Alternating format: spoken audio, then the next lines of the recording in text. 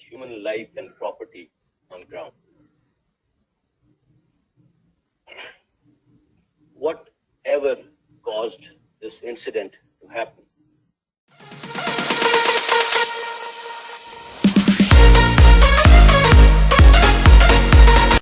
And Pakistan Air Force initiated requisite tactical actions in accordance with the SOPs.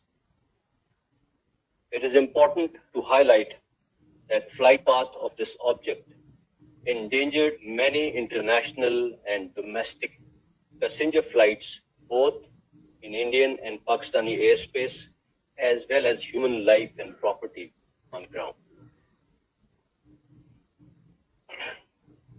Whatever caused this incident to happen, it is for the Indians to explain. It nevertheless shows their disregard for aviation safety and reflects very poorly on their technological prowess and procedural efficiency. The incident could have resulted in a major aviation disaster as well as civilian casualties on ground. Pakistan strongly protests this flagrant violation and cautions against recurrence of any such incident in future. Now, I would like to call upon Air Vice Marshal Tariq Zia to explain the technical details of the incident. Sir. Thank you.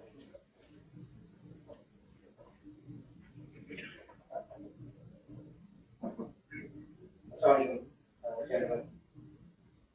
I go over the details of the incident which happened yesterday. During our routine surveillance yesterday on the 9th of March at 18:03 hours, we picked up high-speed object close to Silsa. The initial pickup was 104 kilometers inside the Indian territory from the closest part of the international border.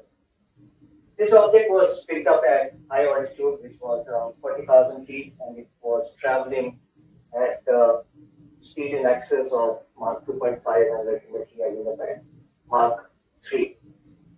The initial course of this projectile was on southwesterly heading, and it appeared to initially go towards the Mahajan field firing ranges, which is southwest of Surat at this place.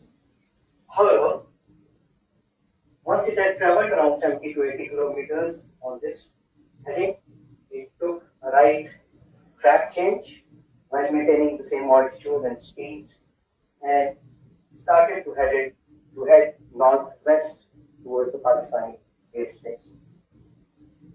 Pakistan Air Force air defense system had a solid and continuous tracking of this projectile right from its first pickup till it faded out, and I'll talk about it a bit later. So, on the northwesterly heading,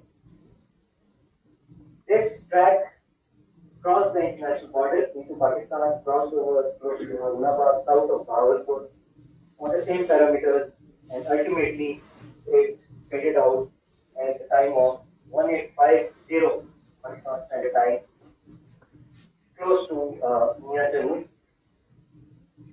Total distance that it traveled inside Pakistan was 124 kilometers.